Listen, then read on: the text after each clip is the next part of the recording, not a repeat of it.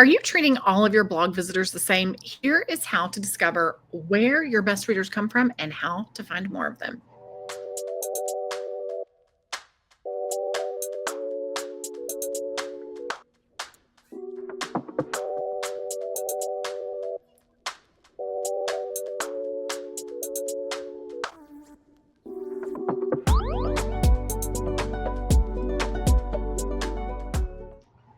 Welcome to today's training, Understanding Your Traffic Sources in GA4.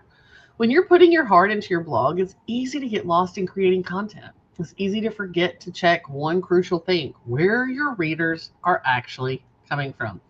So today, we're going to uncover the one mistake that keeps bloggers guessing about their growth, and more importantly, how to use data to build a clear roadmap to success. All right, so here's what you're going to learn. Number one, the number one analytic mistake that keeps bloggers from understanding their audience. Number two, a step-by-step guide to find and read the traffic acquisition report that is inside GA4 that some people really struggle with. Number three, how to identify your strongest and weakest traffic channels. And number four, 5 to 7 actionable strategies to use traffic data to grow your blog with confidence. It can be done. So what are you going to walk away with at the end of this 15, 20-minute training? A clear strategy to focus your marketing efforts where they matter most. Actionable steps to turn raw traffic data into a powerful growth plan. And the confidence to navigate GA4 and make data-driven decisions for your blog. So let's dig in. All right. So, but before we dig into the number one mistake that bloggers make with analytics, we want for you to text the word engage to 251-644-6701. Okay. We're going to give you a printable. All right. You can come back here. Yeah, exactly. All right. So let's talk about mistake. The mistake is ignoring where your traffic comes from. Sadly, very sadly, many bloggers focus only on the total number of visitors, celebrating when the numbers go up and panicking when the numbers go down. We see it all the time. We're seeing it now. While overall traffic is an important metric and we should not be ignoring it, it doesn't tell the entire story. By ignoring specific sources of your traffic, you're actually flying blind and you're unable to tell which of your efforts are paying off and which ones are a complete waste of your time. Yeah. So why is it harmful? Well, it wastes your time and your energy. You might spend hours creating content for Pinterest when your most engaged audience is actually coming from Google search. It leads to stagnant growth. Without knowing which channels are working, you can't double down on your successes or even fix what's broken. And number three, it prevents deeper audience connection. Readers from different sources have different expectations. A visitor from Pinterest might be looking for quick inspiration, while someone from Google search is likely seeking a detailed answer to a specific question. The reality is, not all traffic is created equally. Understanding where your most engaged readers come from is the key to creating a strategy that attracts more of the right people to your blog. Okay, so here's an example. Let's pretend that you run a food blog. You notice that your overall traffic is getting flat, okay? You might assume that you just need to write more recipes. But after diving into your GA4 traffic acquisition report, you discover that while your social media traffic is low, your organic traffic is actually very high with a high engagement rate.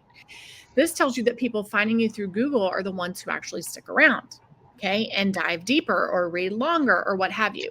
And you know that from your data. So instead of just posting more on Instagram, you know that focusing on SEO is actually paying off right now, and that keyword research for your recipes are going to bring you more of those ideal clients that are engaged.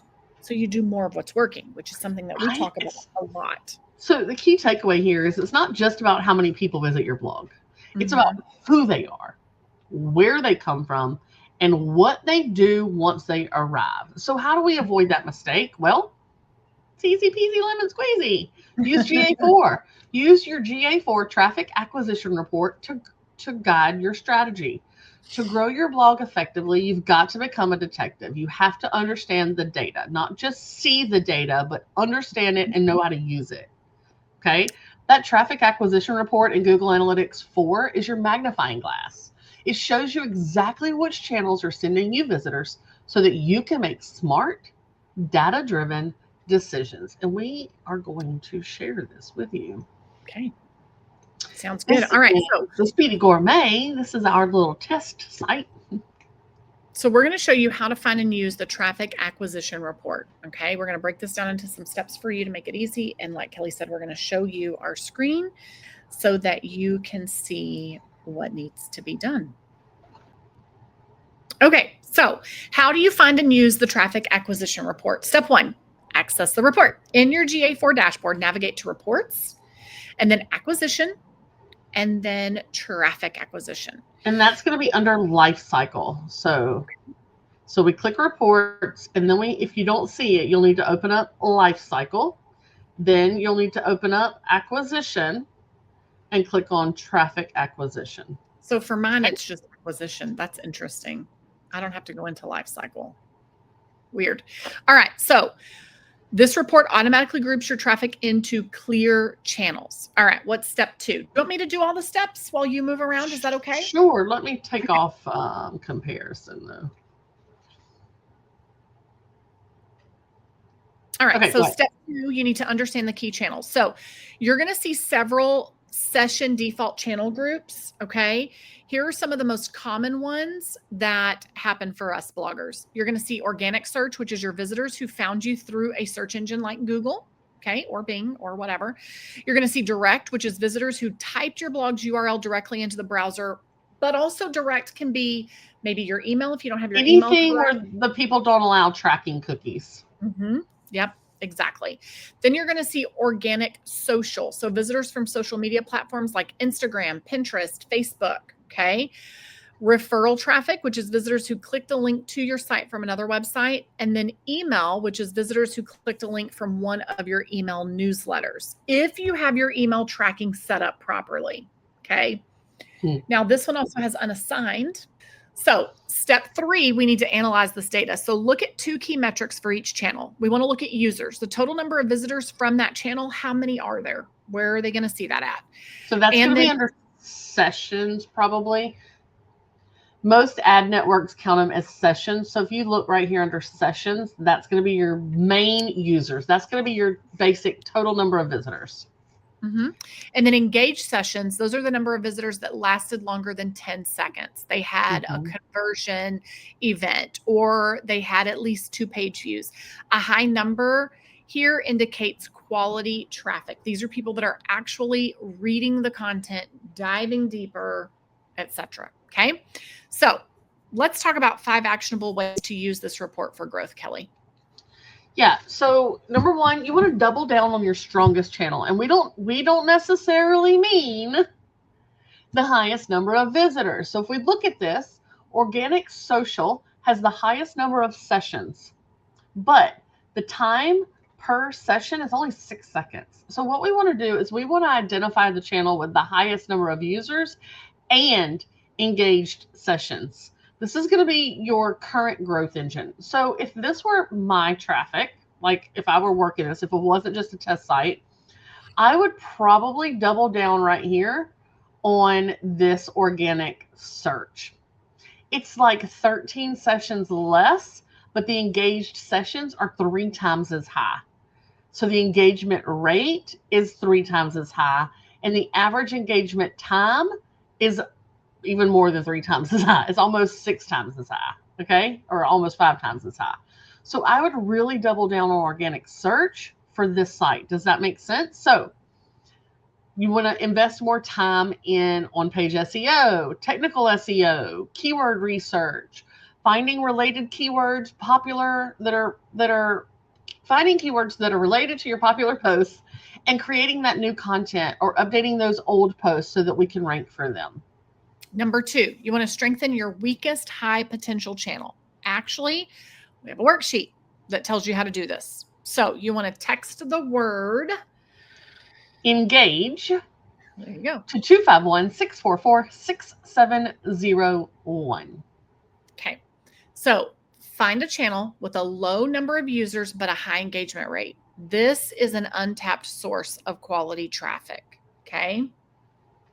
So in Speedy Gourmet's instance, the engagement rate, 52.94% engagement rate. That is extremely high. That would be our referral traffic. So Here's an actionable strategy. If referral traffic from a specific blog or forum is highly engaged, become more active in that community. Reach out to that blog owner for a collaboration or a guest post opportunity.